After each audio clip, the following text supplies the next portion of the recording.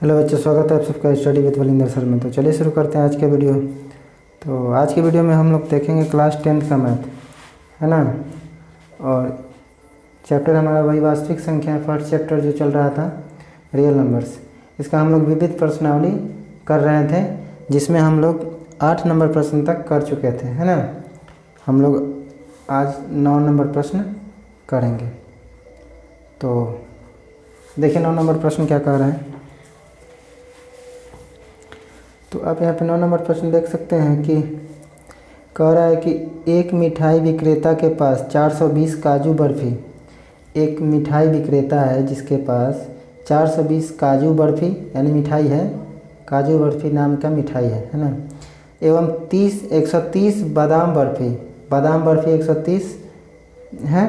वह मिठाइयों का ढेर एक ट्रे में इस प्रकार लगाना चाहता है, इस सभी मिठाइयों को, दोनों तरह की मिठाइयाँ जो हैं एक ट्रे में इस तरह से उसको सजाना चाहता है ना, कि प्रत्येक ढेर में मिठाई समान संख्या में हो एवं ट्रे में न्यूनतम जगह ले सके। प्रत्येक ढेर में मिठाई की कितनी संख्या रखी जा सकती है ना। यानी कि वो एक दो तरह की मिठाइयों को एक ही ट्रे में किस तरह से सजाए ताकि प्रत्येक ढेर में जो है मिठाइयों की संख्या बराबर हो, है ना। तो इस प्रश्न को हल करने के लिए हमें इन दोनों संख्याओं का मौसा ज्ञात करना होगा, ठीक है। इसलिए हम लिखेंगे यहाँ पे कि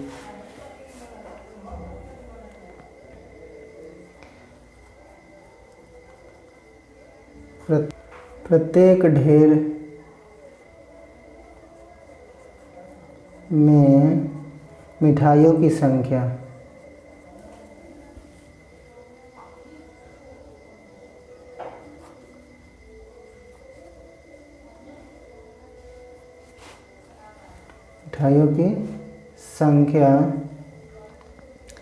प्राप्त करने के लिए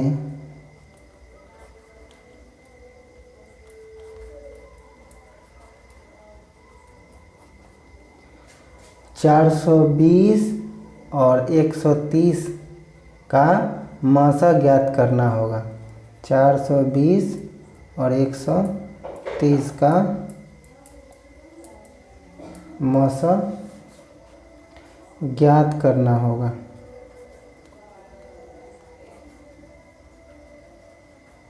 है ना। तो चलिए हम लोग मौसा ज्ञात कर लेते हैं 420 और 130 का। तो हम लोग भाग एल्गोरिदम, है ना, भाग एल्गोरिदम से निकालेंगे। भाग एल्गोरिदम से तो संख्या हमारा है 420 जो कि भाज्य होगा और 130 जो कि हमारा भाजक होगा। तो यहाँ पे हम लोग करेंगे, इसमें भागफल रखेंगे यानी गुना करेंगे 3 से और प्लस 30 हो जाएगा। इसको करने के लिए आप पहले भाग विधि से इधर कर सकते हैं।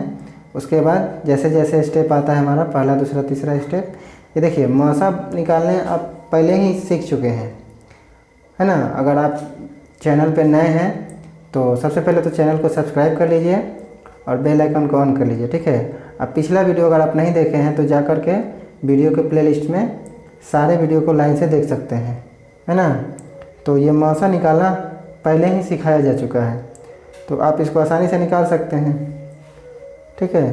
तो दूसरा स्टेप हमारा हो जाएगा यहाँ पे 130 इक्वल टू हमारा ये 30 यहाँ आ जाता है। अब हम लोग गुना करेंगे इसमें 4 से, तो प्लस में हमारा बच जाएगा 10। इसके बाद फिर हमारा ये आ जाएगा यहाँ पे 30 और 10 आएगा यहाँ पे, फिर ये 10 30 3 बार में चला जाएगा, 0 हो जाएगा हमारा r, यानी कि शेषफल 0 आ जाएगा। तो अब आपको पता होगा कि यहाँ जो b है भाजक हमारा, यही इसका मौसा कहलाएगा। जब शेषफल 0 हो जाता है तो यही भाजक हमारा मौसा होता है। तो यहाँ पे हम लोग लिख सकते हैं, इसलिए मौसा 420 130 बराबर 10, है ना। अतः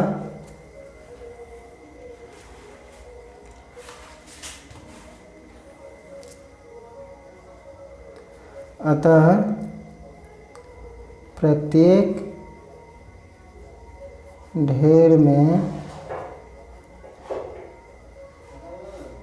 मिठाइयों की संख्या बराबर 10। यही हमारा इस प्रश्न का उत्तर हो जाएगा। ठीक है, तो चलिए आगे बढ़ते हैं और देखते हैं हम लोग 10 नंबर प्रश्न।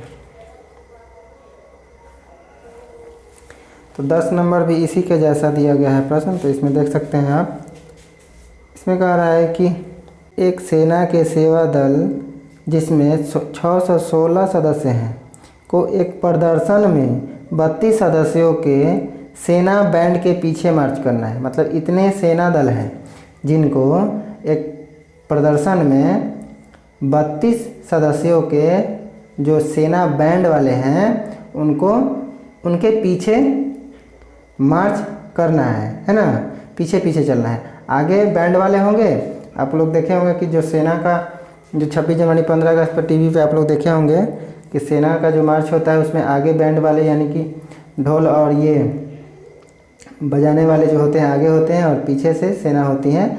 तो उसी तरीके से मार्च निकालने का जो यहाँ पे बताया गया है कि 32 सदस्यों जो बैंड वाले हैं उनके पीछे इन्हें खड़ा करना है ना। दोनों समूहों को समान संख्या वाले स्तंभों में मार्च करना है। मतलब कि स्तंभ यानी कि लाइन जो होगा समान होनी चाहिए, समान संख्या की, यानी कि कितना लाइन लगाया जाए वही कह रहे हैं यहाँ पे कि स्तंभों की अधिकतम संख्या क्या होगी जिसमें वे मार्च कर सकें। यानी कि लाइन कौग हो जिसमें वो सभी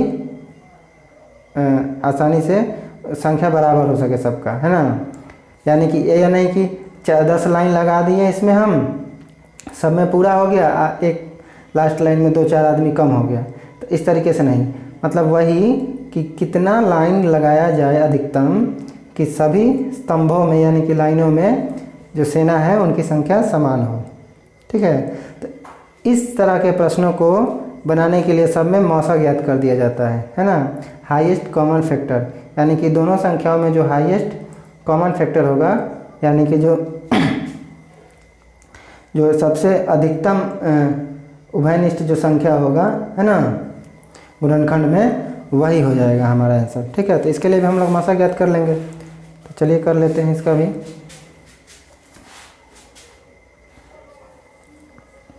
तो यहाँ भी हम वैसे ही लिखेंगे पिछले प्रश्न के जैसा। स्तंभों की अधिकतम संख्या निकालने के लिए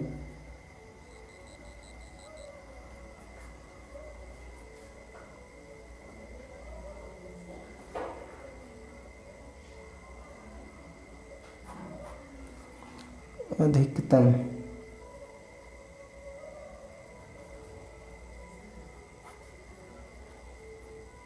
संख्या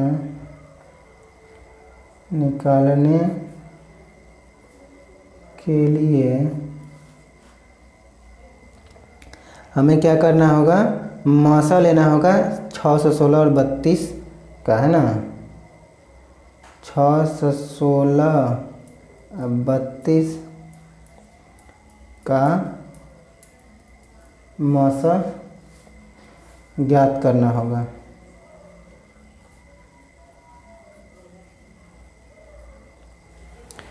ठीक है, तो चलिए याद कर लेते हैं हम लोग। तो ये भी हम लोग भाग एल्गोरिथम से मौसा ज्ञात करेंगे। भाग एल्गोरिथम, है ना,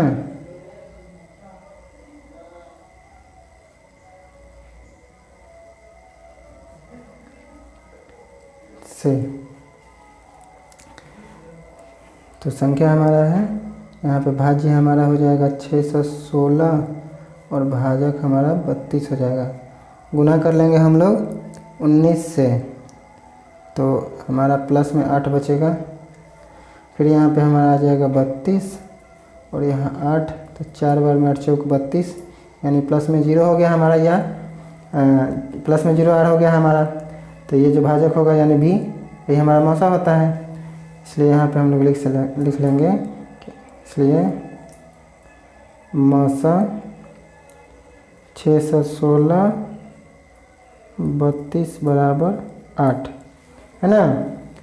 अतः यहाँ पे हम लोग लिख सकते हैं कि अतः स्तंभों की अधिकतम संख्या बराबर 8।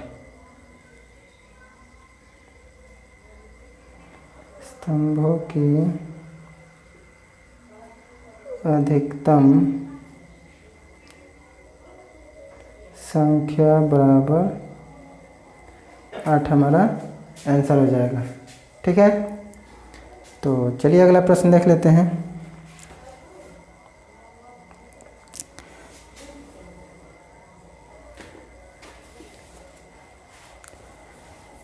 अगला प्रश्न कह रहा है 11 नंबर हमारा, एक खेल के मैदान के चारों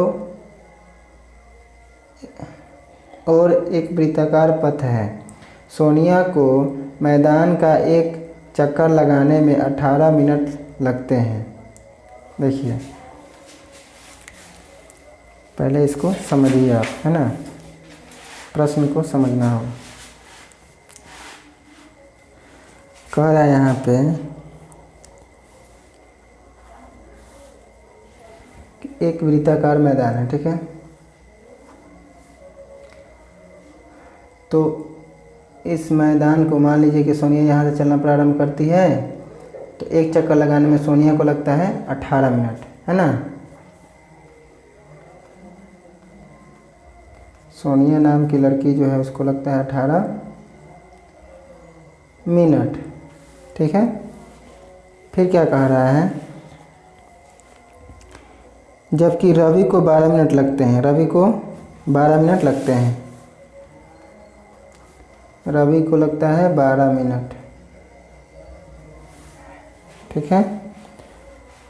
तो आगे कह रहा है कि यह मानते हुए कि दोनों एक ही बिंदु से बिंदु से चक्कर लगाना प्रारंभ करते हैं, है ना। यह मानते हुए कि दोनों एक ही बिंदु से चक्कर लगाना प्रारंभ करते हैं एवं एक ही दिशा में जाते हैं, यह पता लगाएं कि दोनों प्रारंभिक बिंदु पर कितने मिनट बाद मिलेंगे, है ना। मतलब कह रहा है कि यह मानकर चलिए कि दोनों जो है एक ही बिंदु से चलना प्रारंभ करते हैं और एक ही दिशा में, है ना। तो बताइए कि दोनों जो है एक प्रारंभिक बिंदु पे, तो कह रहा है बताइए कि प्रारंभिक बिंदु पे दोनों कब आकर मिलेंगे। तो आप देख सकते हैं कि यहाँ पे 18 मिनट इसको एक चक्कर लगाने में लगता है सोनिया को, और यहाँ 12 में है, यहाँ 12 है, ठीक है। और 12 मिनट लगता है हमारे रवि को एक चक्कर पूरा करने में, यानी कि रवि तेज चल रहा है ना। तो देखिए 18 दूना 36, 36 मिनट में ये सोनिया 2 चक्कर लगाएगी। 18 मिनट में एक चक्कर, फिर 18 मिनट में एक चक्कर, 18 दूना 36।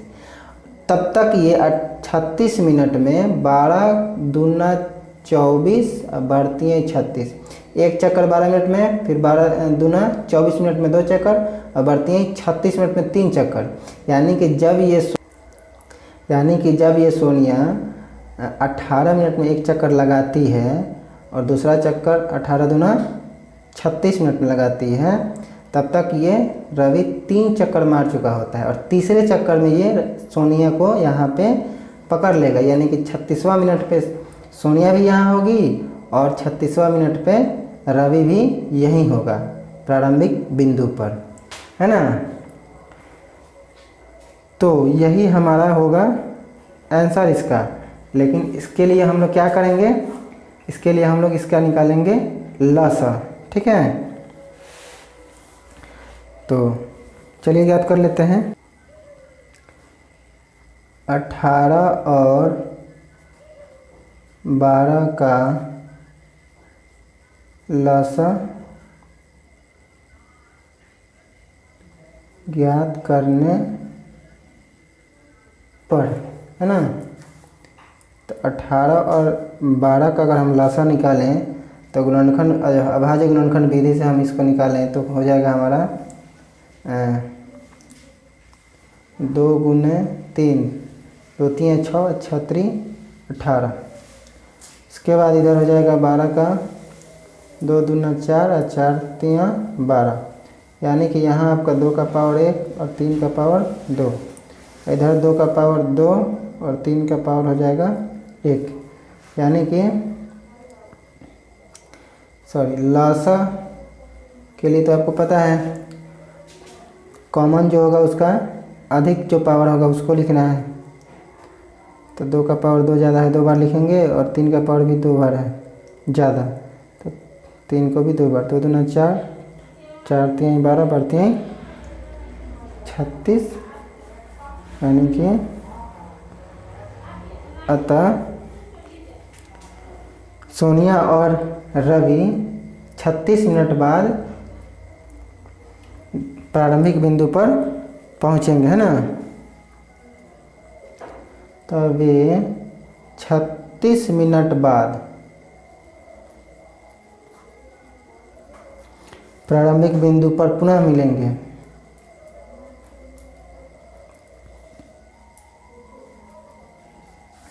बिंदु पर पुनः मिलेंगे, है ना। तो ऐसे ही इस प्रश्न में हमें एलसीएम निकाल लेना था, बस बहुत कोई ज़्यादा भारी प्रश्न नहीं था। तो ये विविध प्रश्नावली है, इस तरह के प्रश्न हम पीछे भी कर चुके हैं, लेकिन विविध प्रश्नावली को भी हम लोग कर लेंगे। तो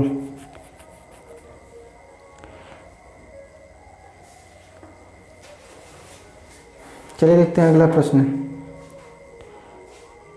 12 नंबर प्रश्न में कह रहा है कि सिद्ध करें कि 2 विषम पूर्णांकों का गुणनफल अवश्य ही विषम होगा, यानी कि 2 अगर विषम धन पूर्णांक को हम गुना करते हैं तो उसका जो हल होगा गुणनफल वह भी विषम ही होगा, है ना।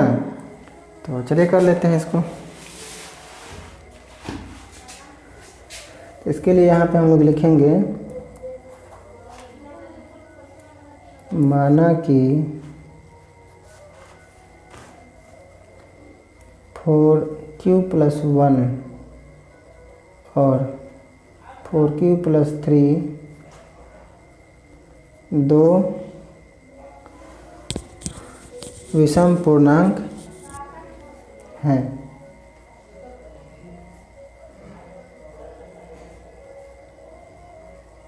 है ना। जहाँ ये q जो है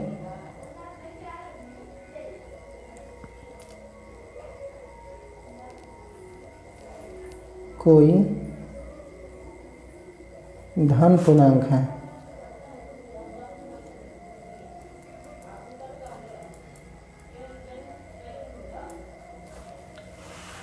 है ना। ये q जो यहाँ पे लिए हैं हम वो कोई धन पूर्णांक है ना। देखिए इस तरह के संख्या के बारे में आप जान चुके हैं पहले भी।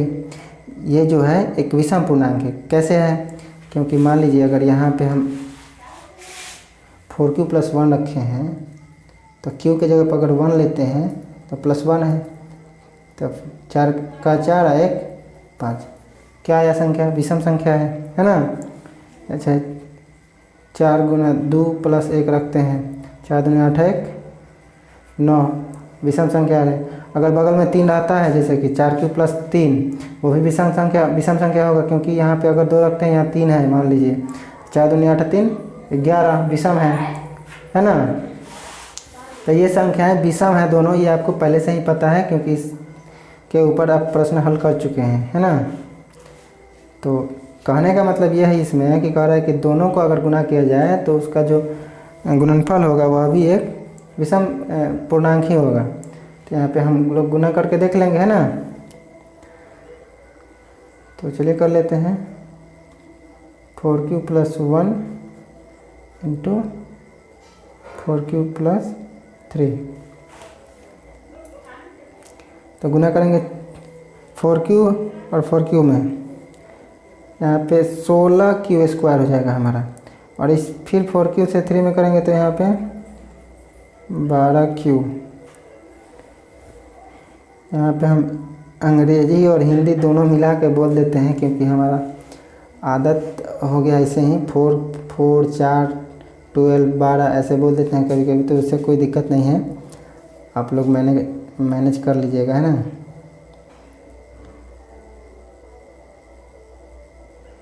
तो यहाँ पे हम 4Q से दोनों 4Q और 3 में कर लिए हैं, तो यहाँ 1 से करेंगे अब 4Q में, तो 4Q ही आएगा, 1 से 3 में होगा तो यहाँ पे हमारा 3 ही आएगा, है ना। फिर हम लोग यहाँ पे 4Q और 12Q और 4Q क्या कर लेंगे, जोड़ लेंगे। चलिए 12 4 16Q प्लस 3। अब देखिए यहाँ पे 16Q और स्क्वायर और 16Q में यहाँ पे हम लोग कॉमन करेंगे इसमें, है ना। तो आइए कॉमन करते हैं। तो 16Q स्क्वायर में से 4 अगर कॉमन कर लिया जाए तो 4Q स्क्वायर बचेगा। इधर 16Q था तो 16 में से 4 कॉमन हो गया तो 4Q बच जाएगा। इधर हमारा प्लस में 3 है। तो देखिए यहाँ पे 4, इसके बदले में हम यहाँ पे m रख लेते हैं तो प्लस 3 बच गया, है ना। लिख देंगे यहाँ पे जहाँ m बराबर 4Q स्क्वायर प्लस 4Q, ठीक है। यानी कि इसके बदले में यहाँ पे m रखा गया है।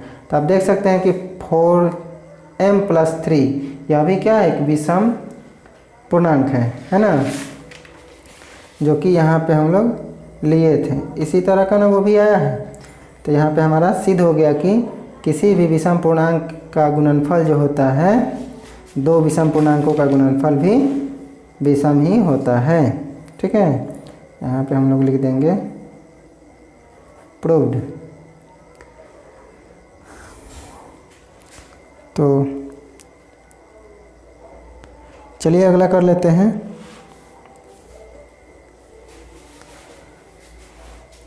अगला प्रश्न कह रहा है कि सिद्ध करें कि किसी धन पूर्णांक 5k प्लस 1 के रूप का है का वर्ग भी उसी रूप का होता है। मतलब कोई धन पूर्णांक अगर इस रूप का है तो इसका वर्ग भी इसी रूप का होगा, ठीक है।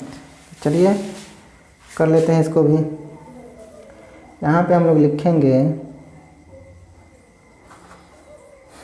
माना कि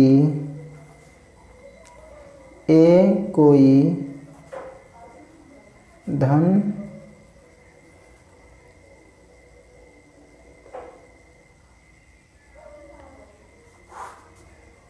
माना कि A बराबर 5k प्लस 1 कोई धन पूर्णांक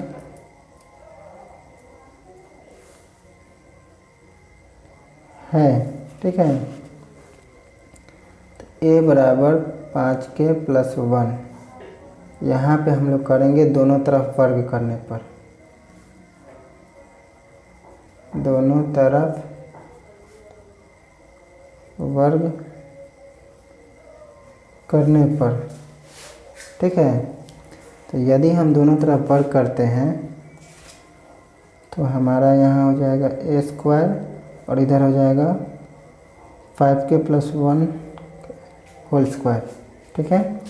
तो हम लोग इसको तोड़ेंगे a प्लस b के होल स्क्वायर पे, यानी कि a स्क्वायर प्लस 2a यानी कि 5k और b यानी कि 1 होता है, प्लस b स्क्वायर यानी कि 1 का स्क्वायर। इसका स्क्वायर करेंगे तो 5 से 50 25 k स्क्वायर प्लस 5 दूना 10 k प्लस 1। अब यहाँ कॉमन करते हैं अगर तो 5 कॉमन करते हैं तो 5k स्क्वायर बचा, इधर 5 दूना 10, 2 बच गया प्लस 1। यहाँ पर आप कह सकते हैं यहाँ 5m प्लस 1, जहाँ m बराबर 5k स्क्वायर प्लस 2k, है ना। इसके बदले में हम लोग यहाँ पे m रख लिए हैं। तो आप लोग देख सकते हैं कि यहाँ हमने इस संख्या का वर्ग किया और उसी रूप का ये हमारे पास आया, यानी कि ये हमारा क्वेश्चन जो है सिद्ध हो गया, प्रूव्ड, है ना। जो कि हमारा प्रश्न कह रहा था, सिद्ध करें कि किसी धन पूर्णांक जो 5k+1 रूप का है का वर्ग भी उसी रूप का होता है। तो आप देख सकते हैं कि जिस रूप का ये है उसी रूप का इसका यहाँ पर भी वर्ग करने पर आया है। ठीक है, चलिए, तो इस वीडियो में हम इतना ही रहने देते हैं। इसमें जो कुछ प्रश्न बच गए हैं उसको अगले वीडियो में देखा जाएगा, है ना। तो यदि चैनल पर नए हैं तो चैनल को सब्सक्राइब कर लीजिए अगर समझ में आ रहा है तो, और शेयर कीजिए, लाइक कीजिए, कमेंट कीजिए। और अगर पिछला वीडियो नहीं देखे हैं तो वीडियो के प्लेलिस्ट में जाकर देख सकते हैं, है ना।